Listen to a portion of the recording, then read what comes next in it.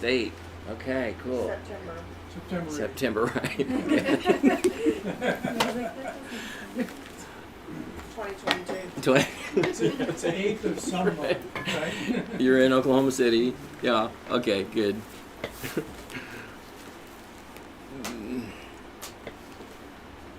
Just tell me when, director. Okay, we're good.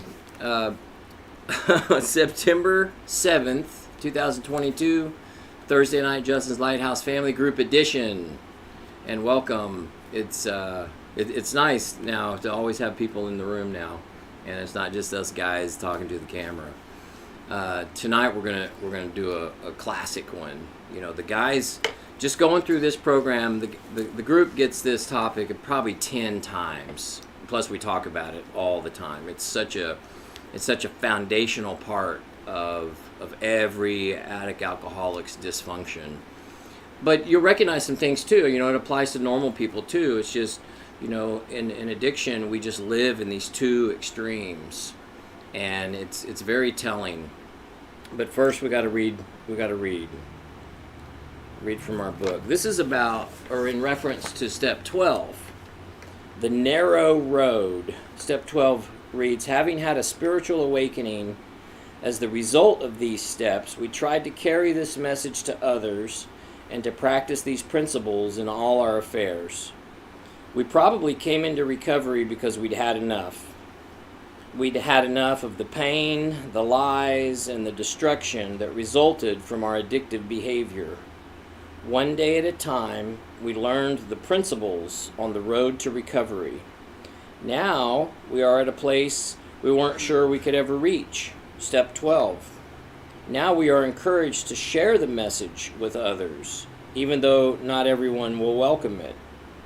Peter pointed out, you have had enough in the past of the evil things that godless people enjoy.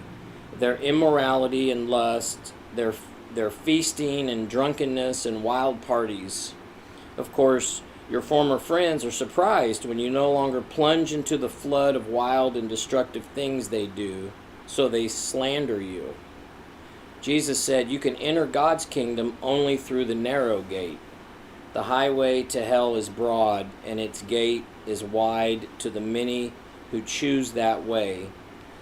But the gateway to life is very narrow, and the road is difficult, and only a few ever find it.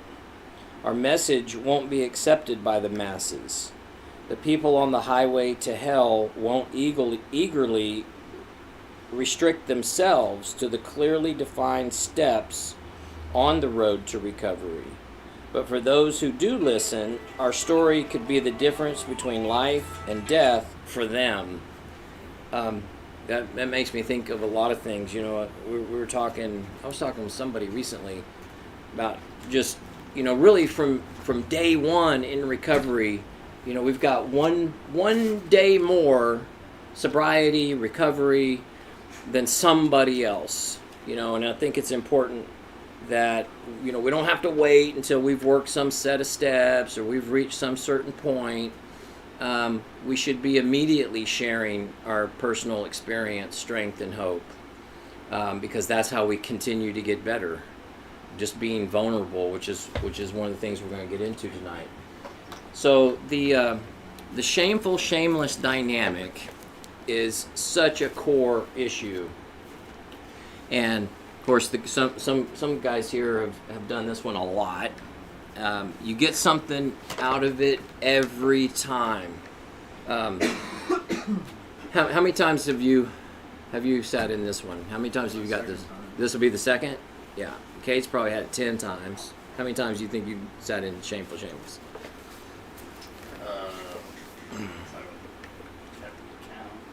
Yeah. Lost count. That's fair enough. Yeah. So it's not and I'm guessing, and of course, our engineer in the booth has, you know, it is a classic clinical lecture. So you may have even had it outside of here, which you guys know I try to steer away from a lot of that stuff, but some of it is very vital.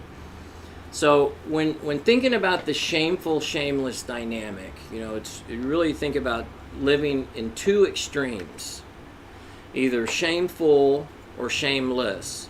And shamefulness is just that low sense of self. I'm no good. I'm not enough. I'll never be good enough. And then we compensate for that with the complete opposite extreme. I have to perform better than just to feel acceptable. So it's a very distorted outlook. But we get stuck in it. We don't know the difference, and you see it all the time. Not long ago we were talking about kind of the phases of recovery, but how we tend to stay stuck in phase 1 and phase 2, and then we repeat. If there's 4 phases of the recovery process, or not just recovery in general, but any kind of transformation process.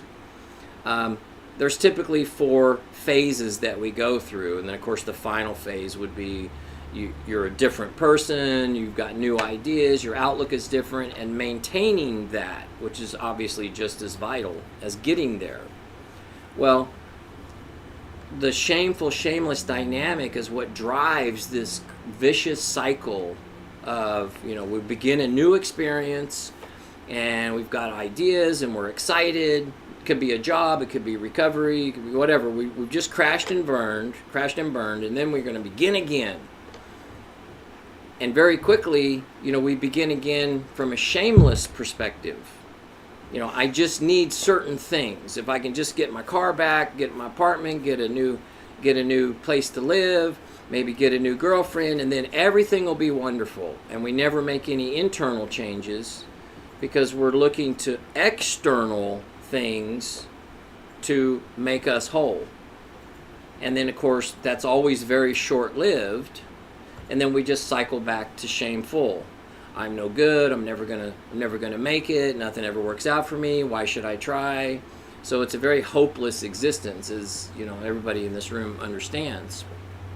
Okay, so we'll get into it. Four basic points. Most people experience extremes at times. Normal people, or whatever. I don't think I've met one yet, but apparently they're out there, where living life just comes naturally for them. They just seem to make right choices most of the time. Or we could say, putting it in this context, make human choices. An alcoholic addict brain does not think that it's okay to ask for help. An alcoholic addict brain isn't okay with mediocrity. I'm talking about performance-based. And so we would rather not try than risk failure.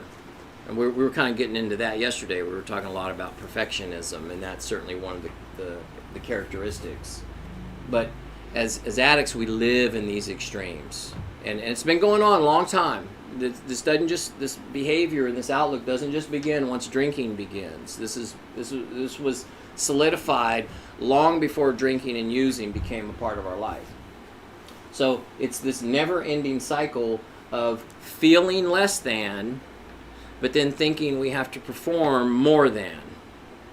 And I'll try to come up with as many examples as I can as we go through it. So we got these 2 extremes. The human column is in the middle, obviously, but think of this: we're in addiction. We're just shifting back and forth from one extreme to another, to the other. It's low shamefulness, and then we shift all the way over to the opposite extreme. And we can do it in a matter of seconds. We can do it in a matter of minutes or days. And of course, what's happening is anytime we're experiencing this, here's another way to look at it. This is what we're feeling, shameful, and so this is what we project to the world, shameless. The only problem I have is you, right? I don't have any problems if you would just get off my back. That's very shameless. If you would just help me with this and that and this and that, I'll be fine. There's no deep exploration with self, because this sense of shame is so overwhelming. So we start with this idea that we're less than human or subhuman, not enough, no hope. But nobody stays there, right? We don't tend to project that to the world. But it's, think of it as it's the same coin, but there's two different sides. So they're always present together. Right? Of course, we were talking about all the stuff that was going on in the brain last week. This is what's happening emotionally throughout, even during periods when the person isn't using. This is that very deep-rooted sense that I'm not enough. So me as a human, I have no value apart from some external proof, right? Unless I can prove to you that I'm smart enough, fast enough, good enough. And of course, the way we do that is I've got to have, I only feel good about myself if I'm winning, to quote Charlie Sheen. If I'm winning, if everything is great in my life, then I can feel good about me, but that's not real. Because as soon as I encounter some difficulty, as soon as something doesn't go my way, I don't get something that I want, we equate that to I'm not enough. Something's wrong with me. When of course all that's really happening is we're just experiencing life. But the addict alcoholic brain assesses their own value based on what's happening externally. And so that's why, when we go through these crash and burn periods and we look around and we go, oh my gosh, I've lost the job, I've lost this, I've lost that, I've lost, I'm no good. And of course, the people who love us and are circling around us are like, no, we love you, you have all these talents, you're this amazing person, you just need to make some changes and get back to where you need to be. The addict alcoholic doesn't see that potential. We may talk about it, yeah, I know, but we're so scared to death to risk failure that we won't even try. And this is what happens. We're just shifting back and forth, instant gratification. I need instant gratification in order to feel okay. So these are, this is a pretty good overview. This deep-rooted sense that I can't be helped, that I'm unacceptable, a loser, deficient, disappointed in ourselves, disappointed in our, it's like the older you get too, it's been one of my observations, it's like the older you are, when you finally crawl into recovery and want a different life, the greater the level of disappointment. We're disappointed in ourselves, we're disappointed in our life's scenario. It's sad, and you guys know, feel that, but not from a position of shame. Helpless, second-class citizen, tend to think of ourselves as the family rebel, especially if you have siblings. In my case, my older brother just seemed to be one of those normal people, just life. They just seemed to know how to instinctively live life normally. Didn't have all the problems that I created for myself. So that's not you. The family's not sitting around saying, oh my gosh, you're the black sheep, we're interpreting that for ourselves. Shame builds. And the only way through it, we think, this is that distorted thinking, is I have to prove my worth. And that's the shameless outlook. That now I must be more than human in order to be acceptable. Think about the insanity of that. And of course, yesterday we had this little chart, and we're talking about, if this is like normal, this is where like the average Joe operates. We have some highs and some lows, and some highs and lows, but fairly consistent living. The addict's standards are up here. So unless I can achieve up here in order to feel acceptable, then I'm no good. And that's devastating. That's a formula that nobody's ever going to live up to. And yet, in the alcoholic brain, that's exactly what's happening.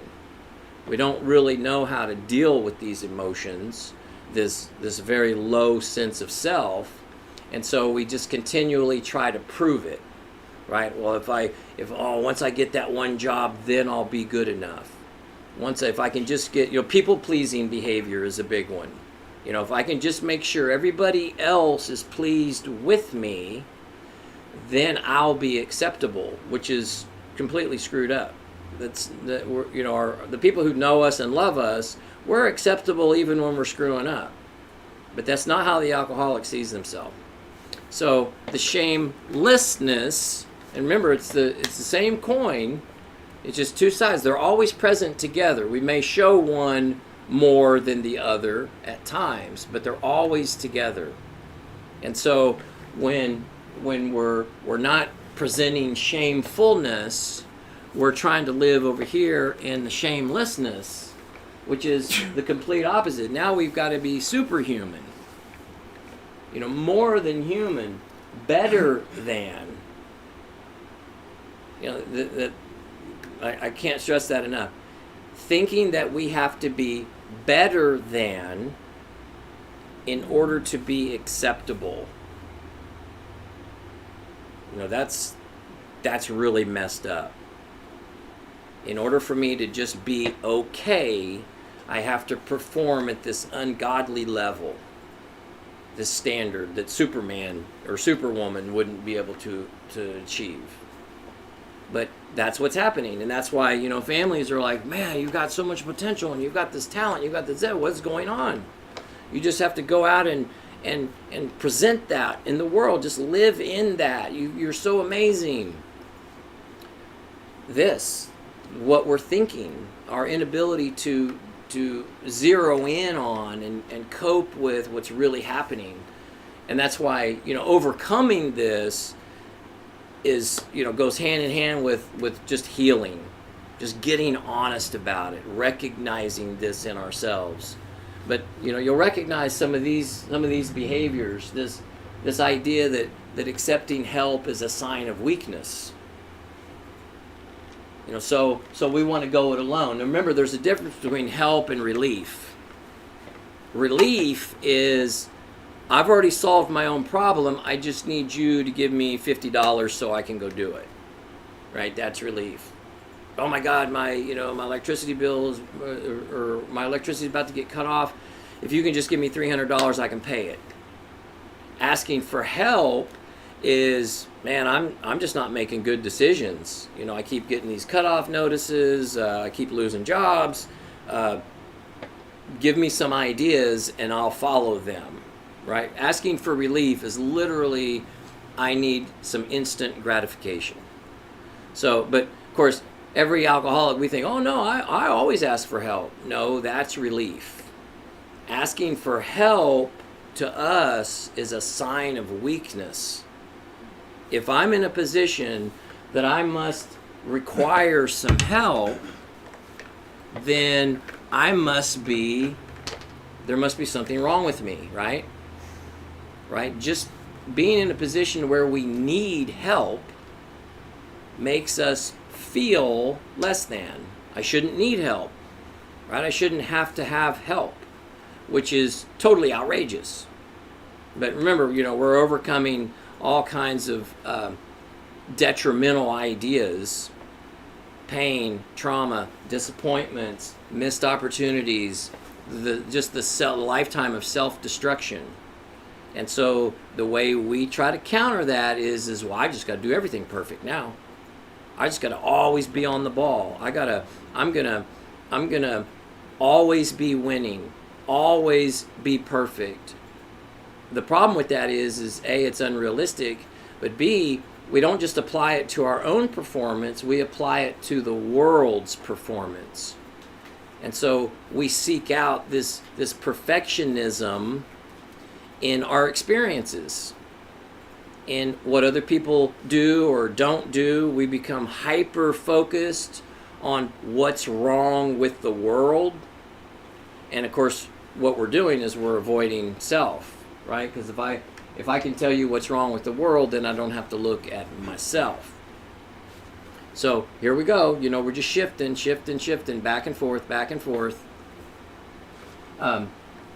This idea that we have to have it all together, right? That's a good thing if you can have it all together, but that's not normal. That's not human. You may have it all together many times, but when the alcoholic doesn't have it all together, this is where we end up.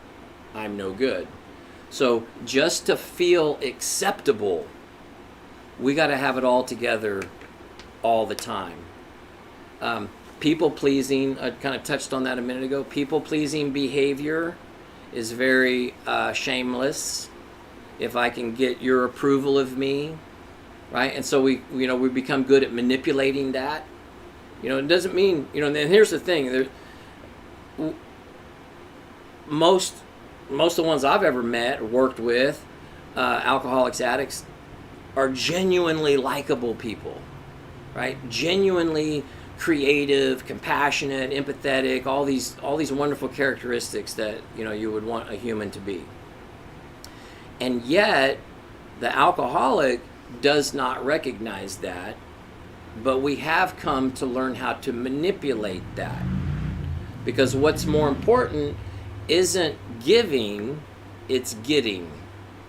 Right? So I can pretend to be very concerned about whatever, your troubles. But the truth is, I really don't care. I just need you to go, oh my gosh, you've been so friendly. Thank you so much. You're so generous. And then I don't have to feel bad. Right? So we're not really living in, I'm talking about in early recovery. We're coming out of total disaster and we're beginning to change. And so just recognizing these things is so critical. People pleasing is a big one. I just need y'all to get off my back, right? That's another one. We become very demanding of ourselves and others. I just need you to do this. I need you to do that. We were talking about yesterday the shoulds. That's that becomes a huge part of our vocabulary. Well, this should be like that, and this should be like that, and that should have been this, and that should have been that. And what it is it's looking for our own value outside of ourselves. And of course it hasn't worked, and it's never going to work. It keeps us shifting. It keeps us, I'm no good, I must be better than. I'm no good, I must be better than. And that comes out in all kinds of different ways. This idea that we can't have any weaknesses, or we can't show any weaknesses. One of the things that we kind of talk about just in this environment is like cooking. Everybody gets assigned meals, and pay attention when you have those responsibilities and what you're thinking about it. Go in there and just cook something, and then be okay with it. What if nobody says, oh my God, that was wonderful? Or what if someone says, oh, or you see someone adding salt, or the alcoholic will cook a meal and spend the 2 days leading up to it in a nervous wreck. Oh my God, I'm gonna have to cook. And then completely stressing while they're cooking, and then eagerly anticipating, feedback, and hoping like heck nothing negative. But that's just humanness, right? Who cares if anybody likes it? You did your thing, but to the alcoholic addict, we need that validation, because within ourselves we don't believe it. We need to hear other people say, you're okay today. And we spend an awful lot of time trying to prove that to the world. But look, I've done this, and I know that. I'm not going to go on with a lot of examples. I had someone tell me one time that I was the king of worthless knowledge. We alcoholics can be very big on reading obscure things, studying this bizarre stuff, and always working it into our conversations. Did you know that the African monarch butterfly has a 9-week gestation period? what we're doing, that is very shameless behavior. Nobody's talking about butterflies, nobody's talking about Africa, but we can also use what I like to refer to as worthless knowledge in an effort to convince others, and sometimes it works. Sometimes it's like, oh my God, that guy, he's so smart. That's not what's happening. We're not really exhibiting intelligent behavior. What we're exhibiting is I'm scared to death that I don't fit in. And I need you to think of me highly because I don't think of myself highly. It's important to really look at these things. Of course, we talk about this a lot as a group, and I hope that you guys do explore these things, because this is where you're going to find yourself. This idea that we're self-contained, or that we need to be self-contained. We would rather just go it alone. In early recovery, or I should say, just look at some of the past experiences. We crash and burn, and then look at the kind of conversations that we have. We may start off like this. Oh my God, I screwed up again. I'm so sorry. But very quickly, as soon as we start to feel better, it's, what? I know we were talking about treatment, and I know we were discussing this other thing, but I think I'm going to be fine. I'm just going to go back to those meetings, and I just need to get a new job, and if you just help me get a new apartment, everything's going to be wonderful. Because we really just want to go it alone. Because if I can go it alone, I don't have to live in this, sit in this. Of course, that's not healthy. But if we really want to change, we have to be willing to face this. We think we're not living in it, but we are, just by the mere fact that we're always expressing or projecting this as our shameless, as our compensation. This is a kicker. These three things here on this line: blaming, judging, and critical. These are the three things, or three of the big things, that every alcoholic and addict feels victim to. Right? I'm always getting blamed for stuff. The world is always judging me. The world is so critical of me. But in reality, and that may or may not be the case, but what is absolutely the case is that's how we are. Right? That's how addicts and alcoholics think. We're the ones that are constantly blaming, constantly judging, constantly critiquing everything else. That's classic shameless. Well, we can go into a restaurant, and before we even get seated, we've already picked out 8 things from the hostess desk to the table that's wrong. Right? God, the lighting's kind of dark in here, and if I was in charge, I would have different color uniforms, and this is all going on in our head. Right? We may express it, but don't think, just because you don't express it out loud, it's not there. It is. Because we are stuck in this shameful, shameless dynamic. And so until change occurs, it's still present. And it can seem, and you guys know, it can seem very unruly at times. Or I should say, we can seem very unruly at times. This behavior, shameless behavior, can get very ugly. Right? You don't know what you're talking about. Just leave me alone. I'm only in this position because of you, or whatever it is. Right? It can be very ugly. But what's really happening underneath that is a scared to death, very low self-image soul who's never learned how to just be human. That it's okay to just be human. It's okay to not be perfect. It's not a reflection of who we are. Shameful, shameless has become our identity. Perfectionism becomes our identity. I'm only as good as my performance. And so since my performance has sucked, I must suck. Which isn't the case. That's just simply not true. But as long as the alcohol, or anybody, the alcoholic, addict, anybody, believes that, we'll never do anything different. As long as we think that our value as a human is solely tied to our performance, we will always shift between shamefulness and shamelessness. Shamefulness, shamelessness. So incidentally, with shamelessness, we end up with very unrealistic expectations. We have a very hard time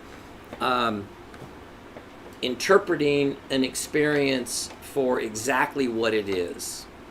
I kind of used an example last week when we were talking about the brain. Like a normal person can say go out and get drunk, wreck a car, end up in the hospital, or wake up in the hospital and go, oh my gosh, I got to make some serious changes, right? That's a very serious experience.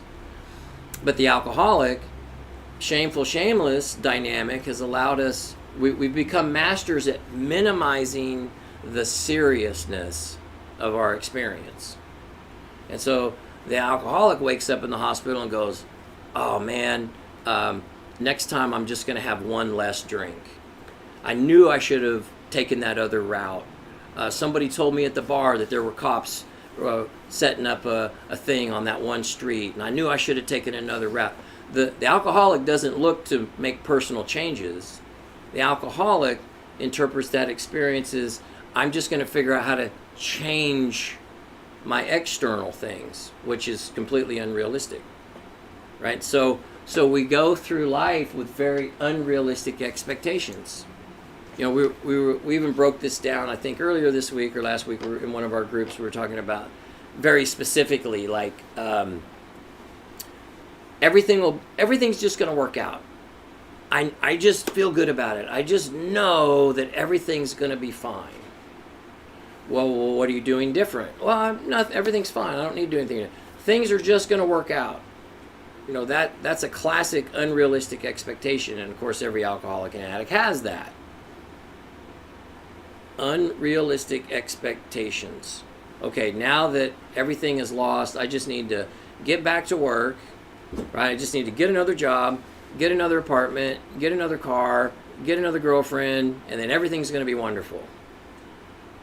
Even though the last 8 times or whatever, we did the exact same thing, it always ends the same because we haven't changed anything. When we change, then the results are change. But as long as we stay stuck in this dynamic, shifting from one extreme to another, either no expectations or unrealistic expectations, we'll always want the world to change for us. And then when it doesn't, when the world doesn't suit us, we just blame it, judge it, critique it. But we're the ones that keep getting sicker. We're the ones that keep losing stuff. We're the ones that keep dying. We're the ones that don't contribute to our own life, let alone, society. And it's easy for society to look at that and go, oh my God, those are the losers of the world. No, what's at the core of this is a very hurting, screwed up, cognitive dissonance, brain disease, completely disconnected from reality soul.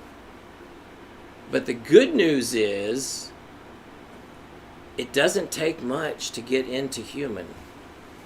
And so, we talk about this time all the time. Slow down. We got to slow down. This is literally, this shift from shameful to shameless is us always, we're either at 0 or we want to go 150 miles an hour. Right? I'm either at 0, 150. 0, 150.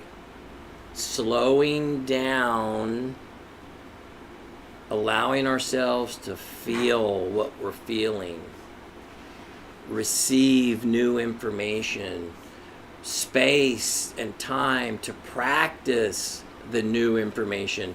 We even need space to reject new information, right? Because that's what we do in the beginning, right? I don't think that applies, and I don't think that applies. Well, of course, because we start recovery with unrealistic expectations. We have a long history of minimizing the seriousness of our situation.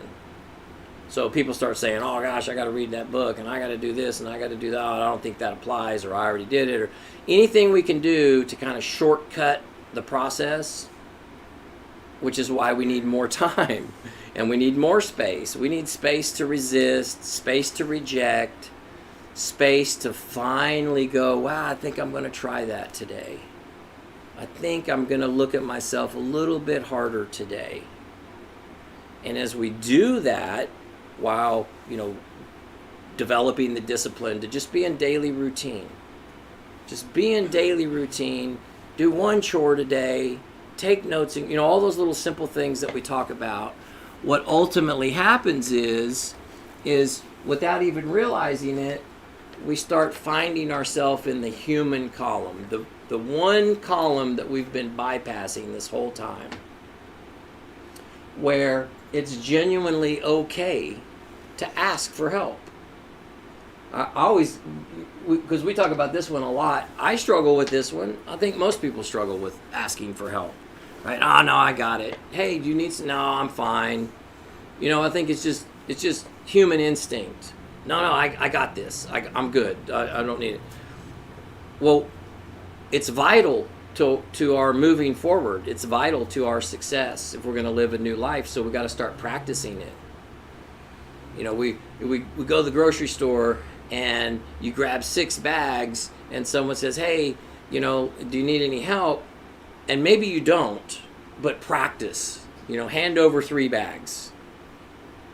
We practice in this environment. We practice in our mind. It's okay. What's going on with me that I resist receiving help so much?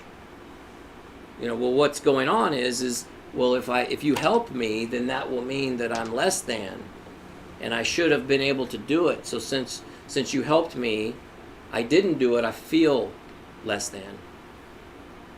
But that's how screwed up our thinking is. That is not what just happened, right? I had 6 bags of groceries, and someone asked to help, and I hand them 2 bags. All that means is now I'm carrying 4 bags, and my buddy's carrying 2 bags. That's all it means.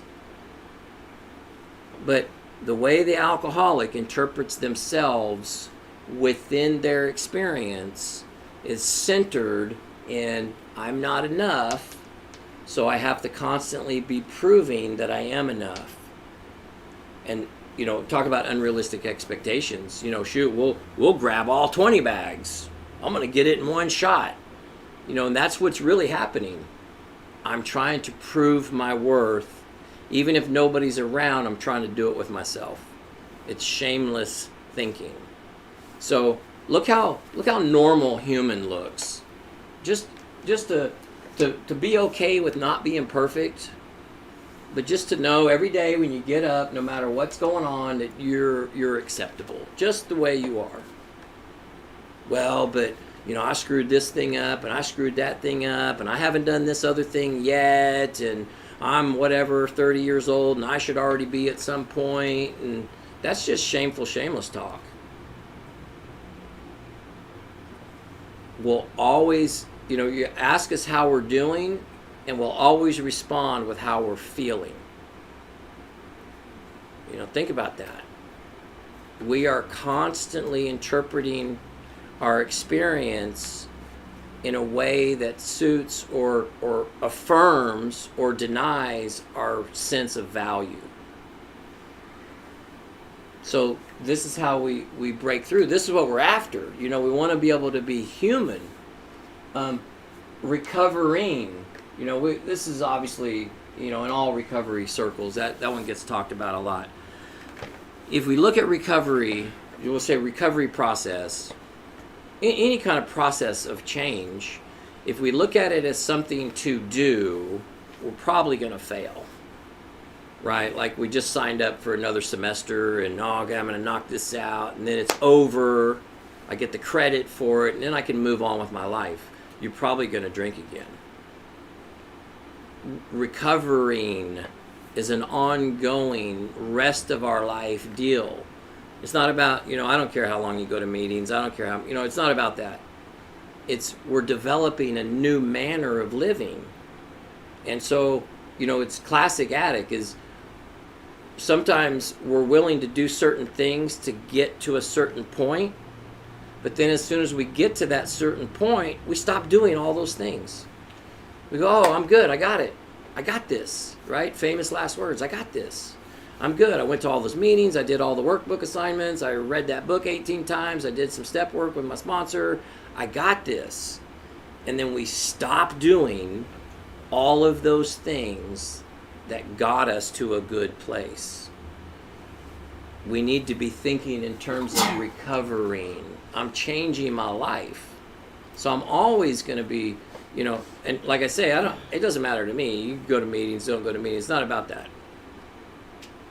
Am I changing? Am I getting honest with myself? Am I learning how to develop a daily habit of routine? Am I asking for help and actually letting people help me? Do I understand the difference between help and relief? Am I really acceptable even when I'm messing up? And if not, I still got some healing to do. I still got some exploring to do. Do I really feel peace? Or is it just a fun little thing I talk about when I'm in a group of people? Oh, I feel so peaceful today. Big difference.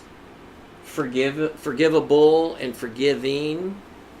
And I'll tell you what's harder for alcoholics is the forgivable part. Forgiving, we tend to be pretty forgiving.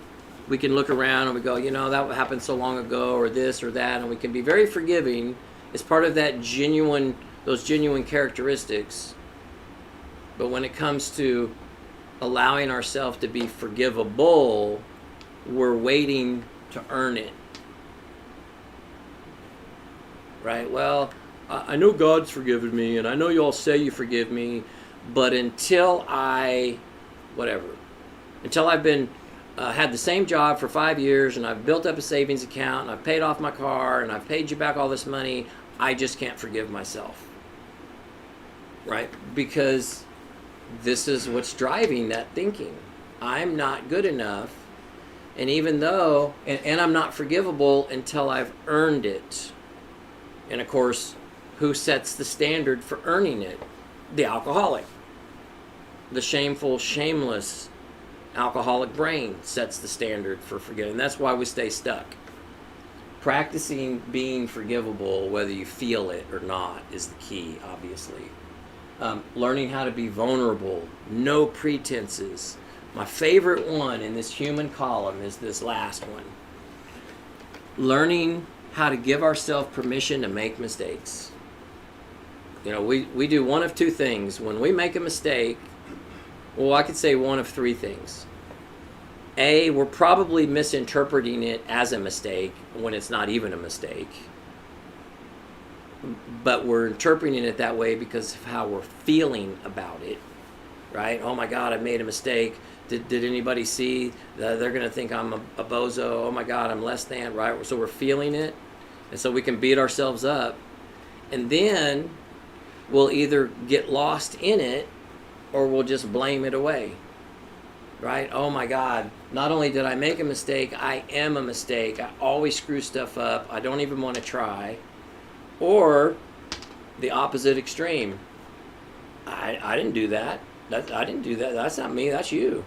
Somebody else did that. I don't know anything about that. And so shameful, shameless keeps us living a life of lies, right? Both of these columns are lies. And that's why it's referred to as the two-sided lie. We're not less than. We're not more than. We don't need to be more than. We're not deficient, and we're not Superman. We're not a loser, unacceptable, and we don't have it all together, and we don't have to have it all together. We just need to learn how to be consistent. Learn how to be healthy, not just want to be healthy, but actually learn how to be healthy. And so in that regard, we're always recovering. And it's very simple. I've already kind of touched on it, but what drives this dynamic is undealt with emotions, right? We just haven't dealt with our emotions yet. So we're either wallowing in them, or we're rejecting them. Right? It's all my fault. It's all your fault. It's all my fault. It's all your fault. And there we live. And then, it's no wonder we drink and use. This is a lot going on up here. It's a lot going on in here. No wonder we drink and use all the time. It's not normal to want to be drunk all the time. I don't think it's normal to even want to be drunk. And yet, it's become so prevalent in our life. What is going on? That doesn't make any sense. Well, like we talked about last week, there's obviously legitimate things happening in the brain, and this is the distortion that's happening within our emotions and our outlook. And so the good news is the solution is always simple. The solution is the same for everybody. And it starts with just recognizing this for the lie that it is. Think about that. That's a good question to ask self when you're in those moments, when you're in that shameful, shameless experience, and you're thinking, man, I'm such a loser. And we've all been there. Maybe even recently. You don't have to be drunk or hungover to be thinking these things or feeling these things about yourself. We can do just fine even during periods where we're not even using anything, right? And we all do that. We all go through periods of sobriety where the job is good, things at home seem to be good, life is seemingly kind of normal, and we're enjoying it, but we're still living in this. That's why it always comes back around to drinking. Drinking is the relief. So it's a good question to ask yourself, when you're feeling like a loser, what is going on with me right now that I feel that way? Where's the evidence for that? Where's the evidence that I'm truly less than? And we're usually going to follow that thought up with, and certainly like in a counseling session, if I were to ask that question, what I get back a lot is well, I just feel blank. Exactly, that's the point. We'll base how we're feeling on our feelings, right? There is no evidence, but it's how I feel, right? It's just a feeling. So we got to move past that. Have the feelings. I'm not telling anybody it's not okay to feel. No, it's absolutely okay to feel. But as we move forward, as we stop following the feelings, have the feeling, but start moving through with the solution. And the solution starts with admitting that this is a lie. That I'm not Superman. What's going on with me that I think I have to always have it all together? Start with that. That's a good question to ask self. Why do I always think I have to have it all together? We got to get reality based. I don't have to have it all together. And we could probably name 10 people in our life that we look up to, we admire, we respect. They seem to always be consistent. They are helpful, they're encouraging, they've been successful in their own lives. We admire that. And we can recognize humanness in them, but when it comes to ourselves, humanness is not acceptable. Right? Well, I know, but I can't show any weaknesses because I'm trying to prove my worth. Right? Because I feel less than. So we got to get reality based, and that's when you're working on learning how to get reality based. I think that's the best follow-up question to self we can ever ask. Well, first you got to be willing to slow down. You got to be willing to explore what you're thinking, and like we talk about all the time, you got to think about what you're thinking about. You got to be willing to identify how you're really feeling, and then ask yourself, where's the evidence for that? We already know what the feeling is. What's the evidence? that would indicate you feeling like you have to have it all together. Why do you have to have it all together? Where's the evidence that says Miles has to have it all together all the time, or what? Well, or I'm not acceptable, right? And it's crazy because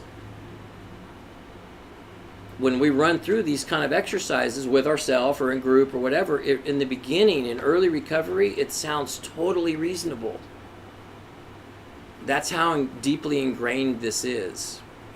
So again, it gets back to that time and space. We need, more than anything else, obviously we need new information to change. We need new information.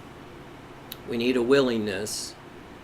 But I think more than anything else, we need time and space. Because this stuff is so ingrained, we're going to resist it, we're going to reject it. But like I say all the time, the only people that don't get this, meaning change in their life, are the ones who quit it. Just stay in the game, stay in the process. It doesn't matter what you're feeling today, how rough it felt, what you're thinking. Stay in the game. Stay in the game. Which is number 3. We got to be teachable. And I know all of us, me included, when I started my journey, I was like, oh no, I'm teachable. I'm very teachable. I'm very open-minded. That's what I used to say. Oh, I'm very open-minded to new information. Lie. We love new information so we can debate it, right? We love debating, which is shameless behavior, right? Because if I accept new information and then I make an effort to follow it, well, not only would I get change, I would get change in reality, but what I think that will mean is I'm no good. I should have been able to figure it out on my own. Right? That's classic alcoholic in early recovery. I'm gonna figure it out. I gotta figure this out. I kind of like that one principle, and I sort of like that other idea, but I'm gonna figure this out. I'm gonna put it all together. Being teachable is, I don't have a clue, obviously, right? Because if I had a clue how to live any differently, I would already be doing it. Just let that sink in for a minute. Well, the only reason I haven't been doing it yet is because here comes the blame, here comes the judgment, it's all shameless. Oh, well, no, I could have done it, but this other thing happened that wasn't my fault, or I would have been doing it if it's all lies. It's the shameful, shameless lies. Being teachable is I don't have a clue how to live this life that I would like to live. So I'm open. What do we got to lose? I love that expression in AA circles. It's like just try our way of life for whatever, 60, 90 days. If it doesn't work out for you, we'll refund your misery. Because that's our options. But we are in our shameful, shameless dynamic, we are so conditioned to want to debate because this shamefulness is so overwhelming. We must prove our worth, and that's one of the ways we do it. Right? I want to debate the topics. I don't want to learn about the topics. I want to debate them. I'm going to find their weakness. I'm going to pick it apart, and then I'm going to win the argument, and we're going to get drunk again. Being teachable is I don't have a clue, but I'm willing. I'm ready to learn. And as you guys know, who's going through this process, this is where our surrender is. This is where our liberation is. The minute we decide, what, I'm going to be all in, everything begins to change. Learning how to reclaim who we really are. That's kind of a loaded statement. But it gets back to those qualities I was talking about earlier.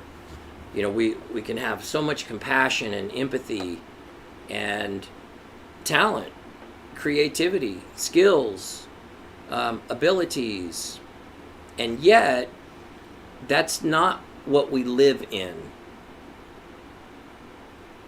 right? Because of Shameful, Shameless, among other things, we can pull those qualities out from time to time and kind of present them to an experience, but we don't live in them. They're not mainstay.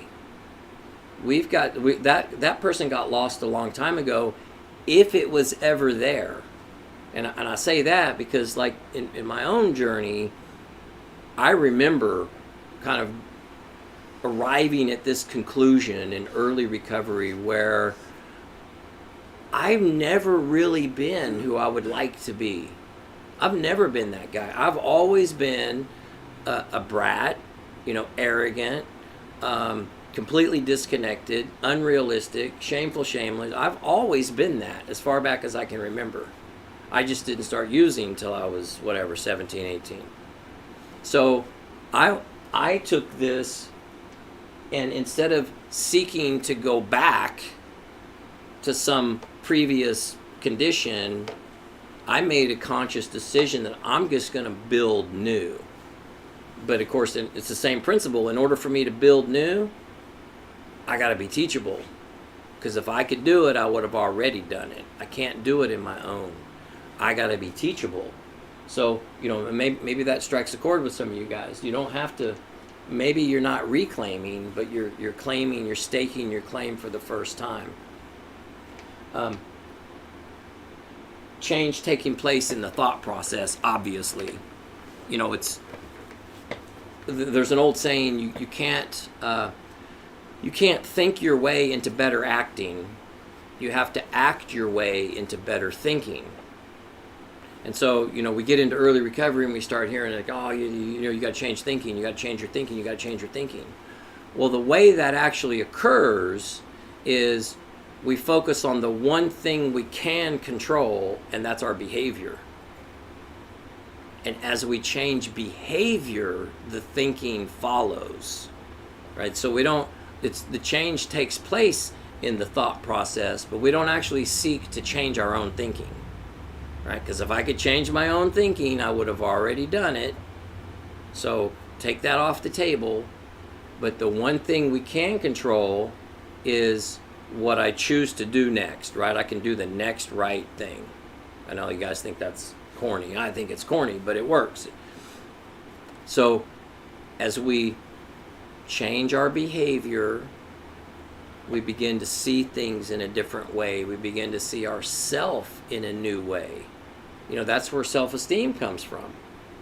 A person who has even just an average level of esteem, who can see themselves as a human, never lives here, right? That's what's missing. And the way we build esteem is through esteemable things, accomplishment. So making your bed every day may seem like it's no big deal, but when was the last time you made your bed every single day for 30 straight days? Or 60 straight days, or whatever? I'm guessing never. Those little bitty daily foundational routine things is the beginning of us changing our behavior, which is why in a very short period of time our thinking begins to follow, right? As you feel better about yourself, you start to see the world differently. Suddenly you're not really worried about what this person over here thinks about you or may not think about you, and you're not really concerned about what's happening over here, and you're not hyper-focused on what happened yesterday or the day before or woulda, coulda, shouldas or why they didn't or did, or because you're just in a process of building your own esteem through your own behavior. And another amazing thing happens. Drinking and using leaves the table, right? Not necessarily early on, but eventually if we continue to do this, drinking is no longer an option. So when you feel stress or distress or nervous or anxious, you will get to the point where that's not even an option. You're not thinking, oh gosh, if I could just have a drink. In early recovery, it's there because change hasn't occurred yet. But this is how we get there. This is how we get there. You're not going to have some big, oh my gosh, some big amazing moment where, oh, finally I've been relieved of, the desire to drink. That's not how it happens. But we can earn our way there by changing behavior, and then our thinking changes. But Shameful, Shameless is all about I need relief, I need relief, I need relief. And that's why we drink and use. And then, of course, the last one, reaching out to others, it doesn't mean we got to run around all day long and, oh, here, let me get that, or here, let me do this, or hey, let me get you a pillow, or let me refill your drink, or, you want ice with that Dr. Pepper. Practice being vulnerable. Reaching out to others starts with just showing others who you really are.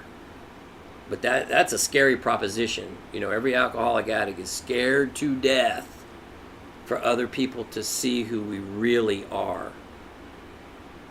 And where's the evidence, right? It's not based on there's a whole bunch of ugliness there. It's based on this, how we see ourselves. Right? I'm scared to death that people are going to think I'm a loser, that I'm an unacceptable human being, etc., etc., etc. We base it on lies. So do it anyway. Practice it anyway. Practice showing who you really are anyway, and then you get the response you weren't expecting, and you just had a little growth moment. Okay, we're just a few minutes over, aren't we? Okay, so I kind of end it with that. We pretty much covered everything, but recognize too, shamelessness is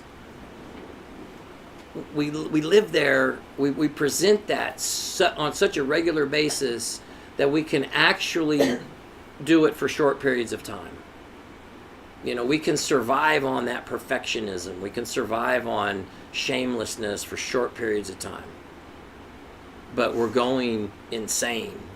And we've all got those stories, where we, maybe it was the last time around where you were working and you were loving it, or you were at least committed to it, and you were showing up and you were doing everything right, but you're going insane, right? Anxiety is building. You're scared to death to make a mistake.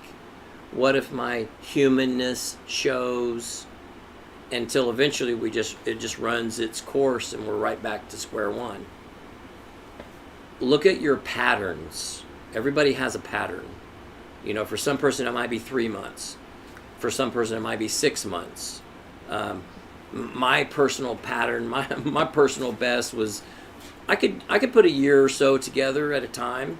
Finish another year of school, and then I would crash and burn.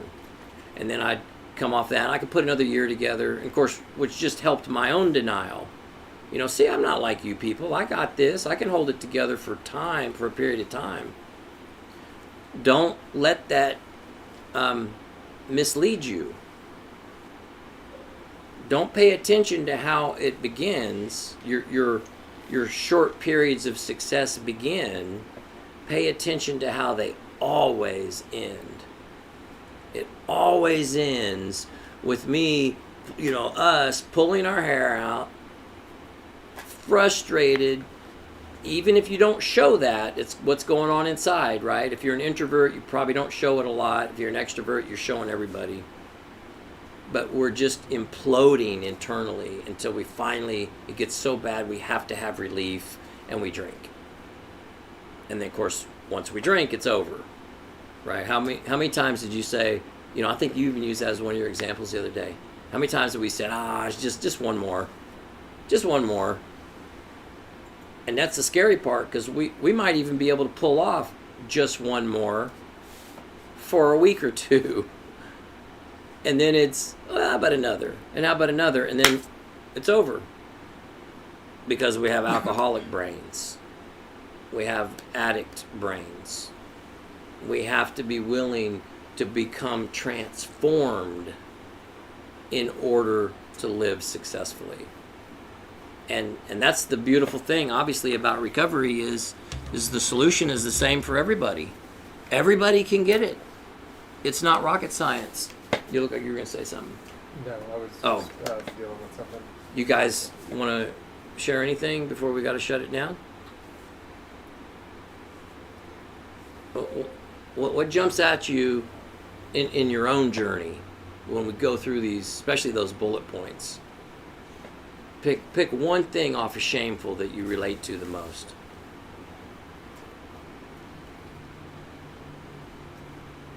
And you can chime in, engineer.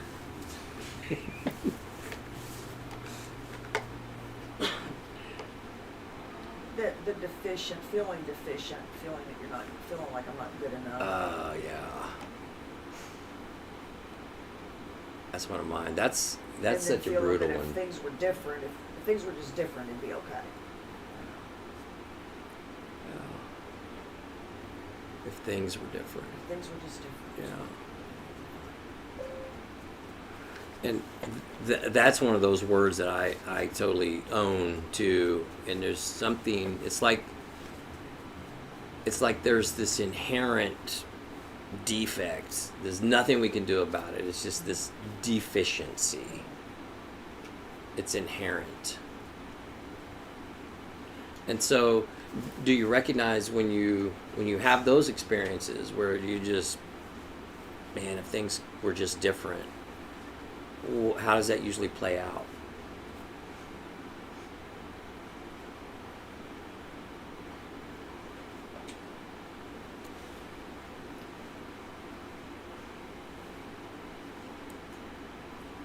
I think I would get to the human parts where I could accept myself as not being perfect, and that's how it would Nice. play out. And so, Or else I just get totally depressed, I guess, and I don't know what happened. And Go then- through that, but you know, the help when I was helped with. Usually the human. Usually I would feel that, I'd feel bad and disappointed, but then you just have to accept the humanness and that you don't have to be perfect. That excellence is not perfection. yeah. You see, that sounds so normal. That's a normal process. Everybody's gonna feel like that. Was that something that just came instinctually for you? Is it something that you've kind of worked on, that you've noticed over the years? I had to work on it because I think, as a younger person, I definitely felt deficient, that I wasn't good enough. Yeah. Just Yeah. maturity, I don't.